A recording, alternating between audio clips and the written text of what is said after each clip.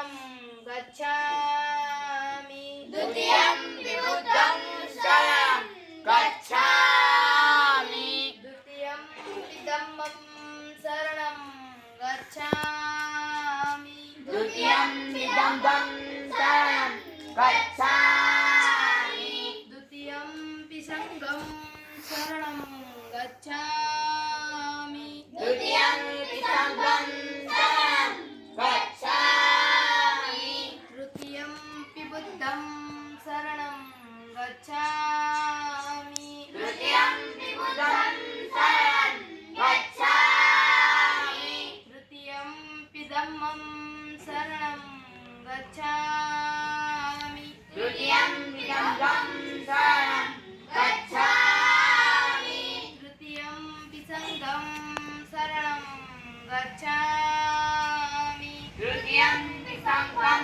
शरणं गच्छामि पाणिपाता वेरमणि पाणिपाता वेरमणि सिक्खापदं समादयामि सिक्खापदं समादयामि कामेषु मिच्छाचारा वेरमणि कामेषु मिच्छाचारा वेरमणि सिक्खापदं समादयामि सिक्खापदं समादयामि अधीनदाना वेरमणि अगिन्नदाना वेरमणि सिक्खापदं समादयामि सिक्खापदं समादयामि मुषावादा वेरमणि मुषावादा वेरमणि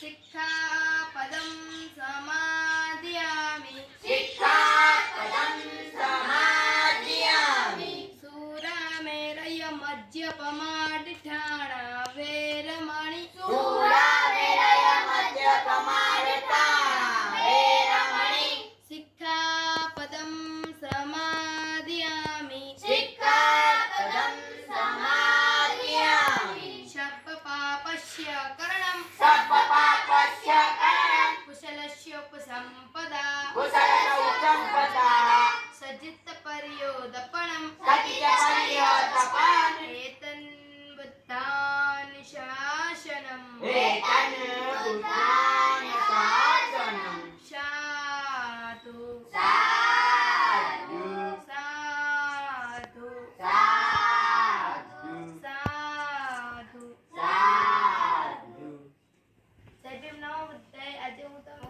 કાલીબાઈ વિશે કહીશ. કાલીબાઈનો જન્મ જૂન 1935ના રોજ રાજસ્થાનના ડુંગરપુર જિલ્લાના રસ્તાપાલ ગામમાં થયો હતો. તેમની માતાનું નામ નવદેવી હતું અને પિતાનું નામ બિલબાશી શોમાબાઈ હતું.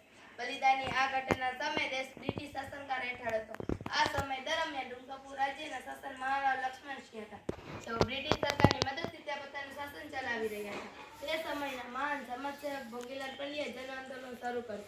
તેમાં દુષ્ટાઓને દૂર કરી ત્યાંના લોકોને શિક્ષણ માટે પ્રેરિત કરવાનું શરૂ કર્યું. શિક્ષણના પ્રચાર પછી ત્યાં કેટલીક શાળાઓ પણ ખોલવામાં આવી હતી. તેમાં નજીકના લોકો નાના અને મોટા બધાને શિક્ષણ આપવામાં આવતું હતું.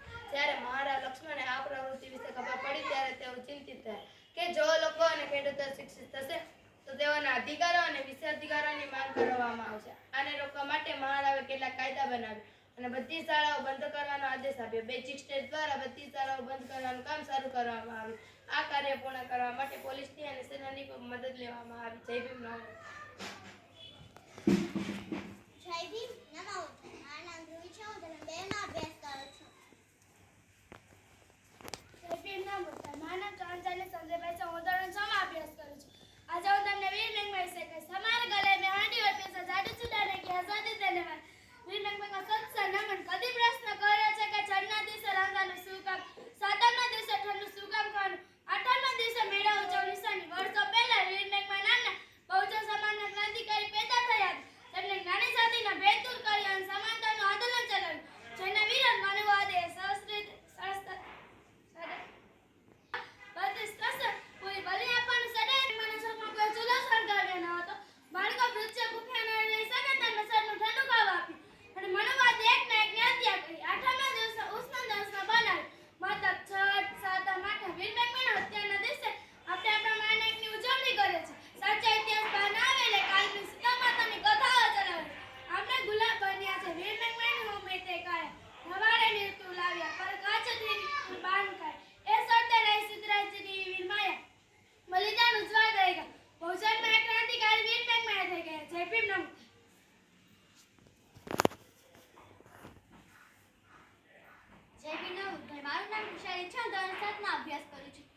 उठी सन 57 में वह तलवार पुरानी थी, खूब लड़ी वो मर्दानी वो झांसी वाली झलकारी थी।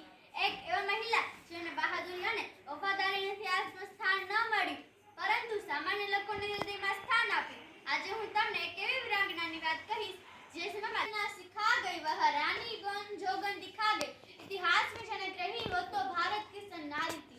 झलकारीबाई દુશ્મનોના હાથે પકડાતા તેમને ફાંસીની સજા આપવામાં આવી। કેપ્ટને ઝલકારીબાઈને કીધું, ફાંસીની સજા આપવા પહેલા તમારે કંઈ કહેવું છે? તો ઝલકારીબાઈએ કીધું, મારા જે બહાદુરી 1% પણ મહિલા બતાવે તો અંગ્રેજોને રાતોરાત ભારત છોડીને જવું પડે। બસ એટલું જ કહીશ। જય વિનોદ।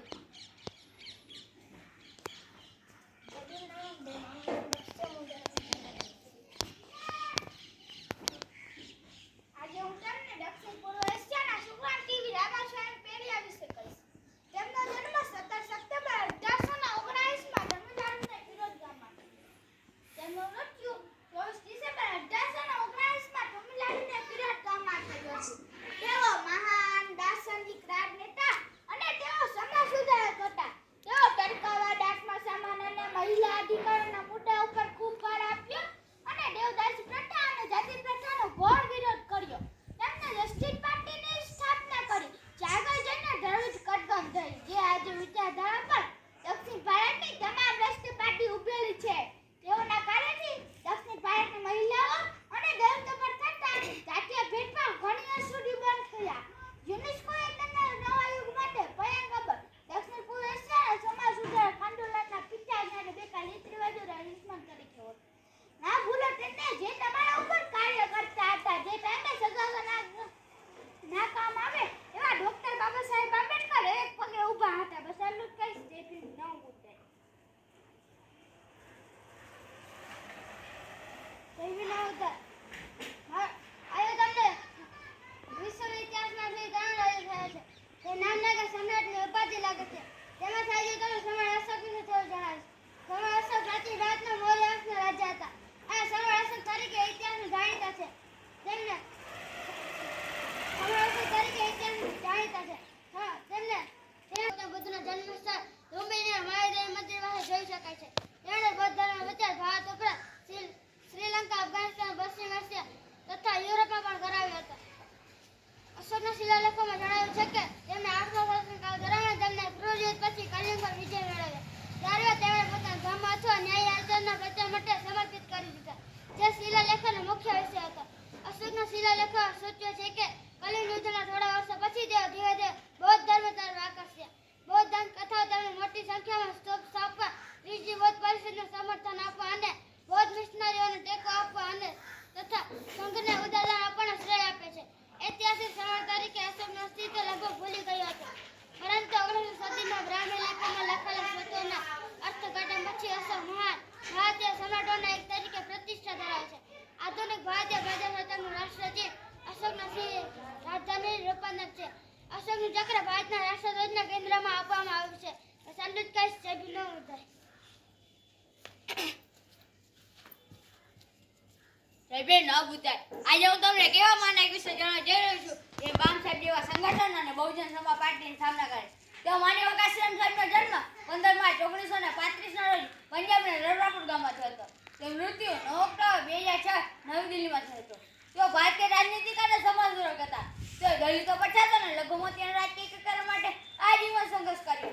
તેઓ ગીતાજી બંધાઈ ઉત્તર પ્રદેશથી દરિયાઈ ફરકાવ કે ત્યાંના માણસો ચોંકી ગયા અને જોયું કે દલિત અને સામાન્ય માણસ પોતાના બળ ઉપર કેટલું કરી શકે છે। ડોક્ટર બાબા આંબેડકર કહીને ગયા છે કે જે સમાજનો ઇતિહાસ નહીં હોય તે કદી પણ શાસન કરી શકશે નહીં, કારણ કે ઇતિહાસથી પ્રેરણા મળે છે, પ્રેરણાથી જાગૃતિ મળે છે, જાગૃતિથી સોચ મળે છે, સોચથી તાકાત મળે છે અને તાકાતથી શક્તિ મળે છે।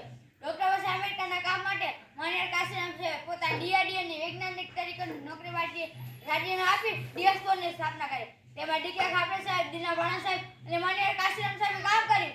આ બધા જ મહાનાયકો કોણે પાર પાડ્યા? બધા જ મહાનાયકો કોણે પાર પાડ્યા? ડીકે ખાપરે સાહેબ, દીના ભણા સાહેબ અને માનવ કાશીરામ સાહેબે। માનવ કાશીરામ સાહેબ કહીને ગયા છે કે તમારા અધિકારની લડાઈ તમારે જ લડવાની છે। હવે હું પાછો નહીં આવું।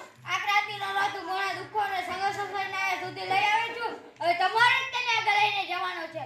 માનવ કાશીરામ સાહેબે એક વક્તા પણ હતા। જ્યારે તેમના ઘરની બાજુમાં વક્તા તરીકે બોલાવવામાં આવે છે ત્યારે તેમના માતા પિતાને ખબર પડે છે ત્યારે તેમના માતા પિતા ત્યાં દોડ્યા જાય છે અને કાશીરામ સાહેબને કહે છે કે ચાલ કાશીરામ હવે તો ઘરે ચાલ. પણ કાશીરામ સાહેબ જવાબ આપે છે કે હજી તો સંબંધને મારો ઘણો સુધારવાનો છે, હજી તો સંબંધને મારો ઘણો આગળ લઈને આવવાનો છે, હજી હું ઘરે પાછો નહીં આવું. કે આશા નથી કાશીરામ સાહેબ બનવું. કાશીરામ સાહેબ બનવું એટલે કે નીટ બનવી. માન્ય કાશીરામ સાહેબે સવારે 11 વાગે સંસદમાં પહેલો કૂદો મૂક્યો હતો. માન્ય કાશીરામ સાહેબ કહીને કહે છે કે जिसकी जितनी संख्या भारी उसकी हिस्सेदारी. मान्य काशीराम साहेब प्रतिज्ञा પણ લીધી હતી કે જ્યાં સુધી જીવું છું ત્યાં સુધી પણ લગ્ન નહીં કરું. માન્ય કાશીરામ સાહેબ જ્યારે સમગ્ર ભારતનો પ્રવાસ સાયકલ પર કરી રહ્યો છે ત્યારે તેમની સાયકલ પર 2 ડબલ અટકાડ્યા હોય છે. એકમાં લખ્યું હોય છે વોટ આપો અને બીજામાં લખ્યું હોય છે નોટ આપો. જ્યારે આથી બેસી જાય છે ત્યારે તેને આપણે સૂયો મારીને ઊભો કરવામાં આવે છે. આ સમાજ પણ એવી છે જેને આપણે ઊભી કરવાની છે. આ મારું અંતિમ અને છેલ્લું વાક્ય. જેને જવાનીમાં ચમચાની લત લાગી જાય છે એ આખી ઉંમર દલાલીમાં નીકળી જાય છે. જય ભીમ નવોદય. જય ભીમ નવોદય. મારું નામ જયદીપ છું. હું ધોરણ 8માં અભ્યાસ કરું છું. આજે હું તમને રોહિત વેમુલા વિશે કહીશ. રોહિત વેમુલાનો જન્મ 30 જાન્યુઆરી 1989 હૈદરાબાદ તેલંગાણામાં થયો હતો. તેમનું મૃત્યુ 17 જાન્યુઆરી 2016માં થયું હતું. હૈદરાબાદ સેન્ટ્રલ યુનિવર્સિટીના સમાજશાસ્ત્ર વિદ્યાર્થી PhD કરતા ક્રાંતિકારી વિચાર ધરાવતા અને જાતિવાદી વ્યવસ્થાનો વિરોધ કરતા વિદ્યાર્થી રોહિત વેમુલા અને તેમના 4 સાથીઓ યુનિવર્સિટીના કેમ્પસમાં પ્રવેશ પર પ્રતિબંધ લગાવીને તેમને સસ્પેન્ડ કરી દેવામાં આવ્યો. તેથી યુનિવર્સિટીના ખુલ્લા જ આકસ્મિક આંદોલન કરવા બેસી ગયા. નિષ્ઠુર તંત્ર દ્વારા તેમને કોઈ હકારાત્મક જવાબ આપવામાં ન આવ્યો. તેથી યુનિવર્સિટીના આવા જાતિવાદ બદલ રોહિત વેમુલા અને તેમના 4 સાથીઓ પોતાની જિંદગી ટૂંકાવી લીધી. અને આ તેમની આત્મહત્યા નહોતું પરંતુ એક દલિત સ્કોલરની સ્થાનિક હત્યા હતી. બસ આટલું જ કહીશ. એ ભીમ નવોદય.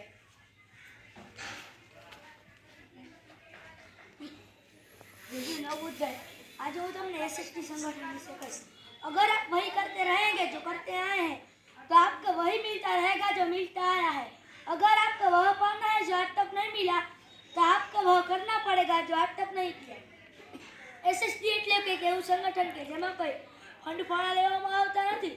આ સંગઠનની સ્થાપના 2006માં રાજકોટ જિલ્લામાં 50 સૈનિકોથી થઈ હતી અને હાલમાં હજારોની સંખ્યામાં સૈનિકો ઊભા કરેલ છે. આ સંગઠનના સૈનિકોએ આ સમાજ ઉપર ધ્યાન આપ્યું. આ સમાજ જે બરબાદીમાં ગળાગૂંચ છે અને તેમને 22 બરબાદી અને 22 એજન્ડા બહાર પાડ્યા અને તેમને તેના પર સખત કામ કર્યું અને 22 બરબાદીમાંથી 2 મૂળ છે અંધશ્રદ્ધા અને વ્યસન મુક્તિ. અને આ સંગઠનમાં કોઈ હોદ્દા આપવામાં આવતા નથી કારણ કે હોદ્દાવાળા સંગઠનમાં જ્યારે ચૂંટણી આવે ત્યારે પ્રમુખ વેચાઈ જાય છે અને સંગઠન વિકાઈ જાય છે. તે માટે આ સંગઠનમાં કોઈ હોદ્દા આપવામાં આવ્યા નથી. આ સંગઠન એક બિનરાજકીય સંગઠન છે. જે મેં પહેલા કહ્યું કે આ સંગઠનમાં કોઈ ફંડ ફાળા લેવામાં આવતા નથી. આ સંગઠનને TTT નામ આપવામાં આવ્યું છે. પોતાનો ટાઈમ, પોતાની ટિકિટ અને પોતાનું ટિફિન.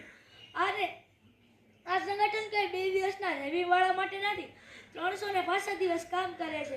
આ સંગઠનના સૈનિકો ગામે ગામે જઈ મહાનાયકોની વિચારધારા સમાજને જાગૃત કરવાનું કામ કરે છે અને વ્યસન મુક્તિ સમાજ બનાવે છે. અને આ સંગઠનમાં 14 એપ્રિલ અને 6 ડિસેમ્બરના કાર્યક્રમ આપવામાં આવે છે. તેમાં મહારેલી, મહાસભા અને મહાસલામીનો પણ કાર્યક્રમ આપવામાં આવે છે.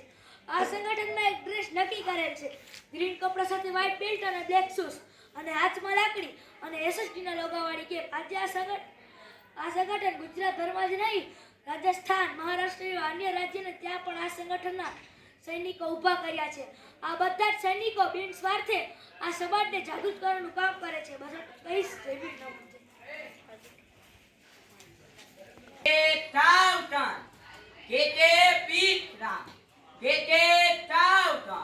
એકતા તમારે મહાનાયકો કો ચલાવી છે કે ચલાવી છે?